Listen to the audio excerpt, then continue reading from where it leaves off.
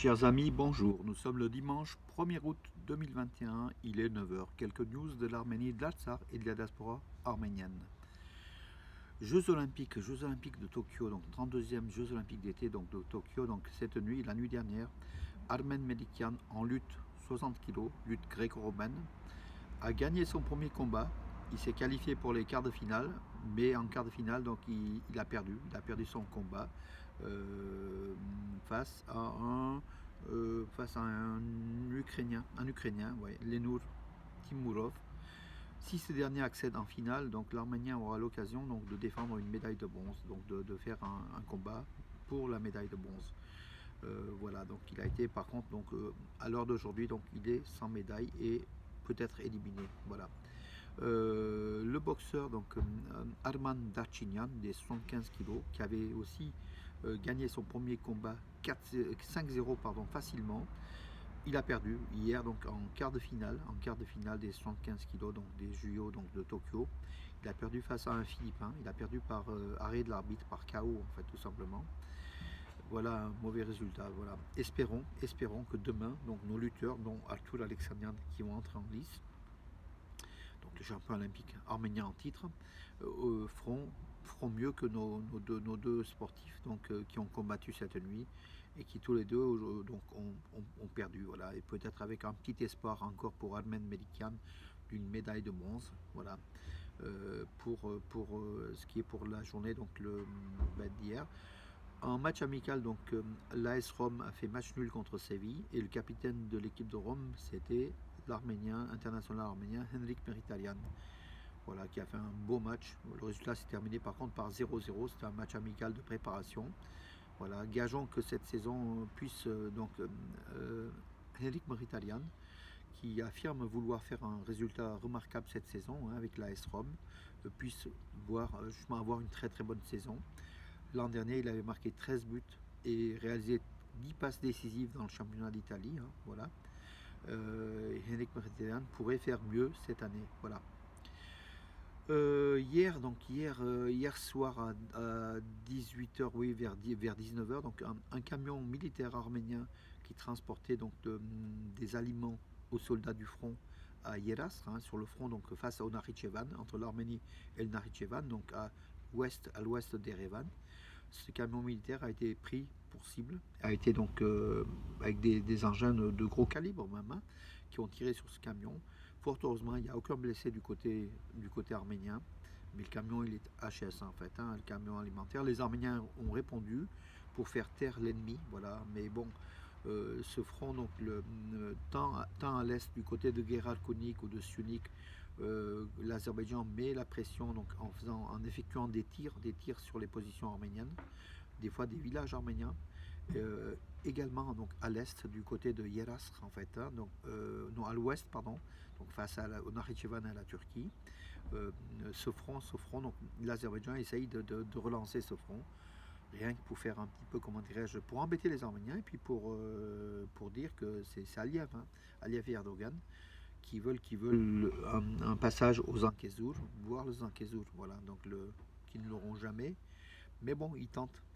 Les forces russes donc de paix en Artsakh, les soldats de paix, ils sont au nombre de 2000 qui sont déployés sur le territoire de l'Artsakh, sur le couloir de Lachin, le passage de Lachin. Donc le ministère russe de la Défense a affirmé que la semaine dernière, en une semaine, il y a eu 2000 véhicules dans les deux sens qui ont été contrôlés, sécurisés par ces forces russes, voilà, qui contrôlent la situation.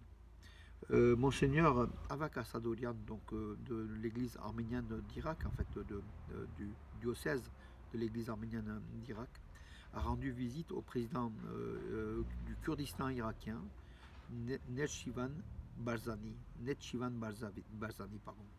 Voilà, les relations sont bonnes entre les Arméniens, entre les chrétiens dans l'ensemble et cette région autonome du Kurdistan irakien. Voilà, les Kurdes qui respectent donc la religion, donc voilà, contrairement aux islamistes, autres gouvernements un petit peu, comment dirais-je, sectaires. Voilà qui est bon. À l'ONU, donc le représentant donc de l'Arménie à l'ONU, Meher Margarian, a remis l'un des co-présidents du Conseil de sécurité de l'ONU, donc, qui est un Français, a remis un rapport, donc Nicolas de Rivière, ce Français, a remis un rapport détaillé sur l'agression de l'Azerbaïdjan contre l'Arménie. Voilà, donc avec des violations des droits humains et tout ce qu'on connaît donc de l'Azerbaïdjan, pour demander à l'ONU de condamner fermement l'Azerbaïdjan. Voilà. Entre-temps, Arman Tatoyan, le monsieur droit de l'homme en Arménie, a publié la photo donc, du village de Verin Choja et de la montagne au-dessus, et prouvé qu'en fait des montagnes, donc les soldats aziris pouvaient directement tirer en direction des villageois donc arméniens, donc, et menacer leur vie. Donc les citoyens d'Arménie sont menacés par l'armée azérie, donc violation donc des droits humains, violation de l'intégrité territoriale de l'Arménie et de tout comment dirais-je, le sort des humains est ainsi aussi bafoué. Hier, première ligne, donc un avion de la compagnie Condor, allemande, je crois, a fait la liaison Francfort et Yerevan-Francfort. C'était le premier donc le vol d'un vol hebdomadaire qui se déroulera donc maintenant tous les samedis. Voilà. Oui,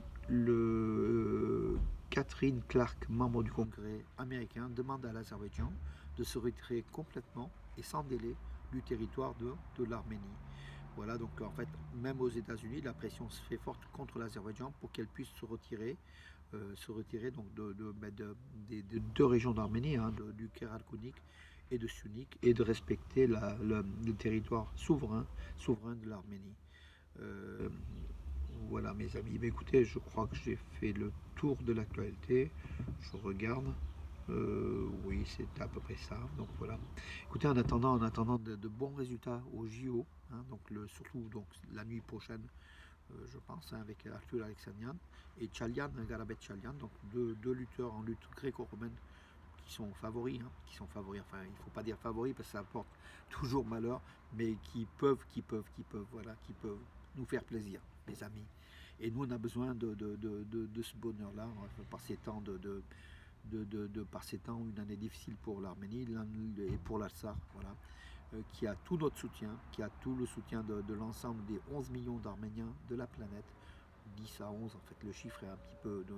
Il y en a qui voient jusqu'à 12, donc voilà.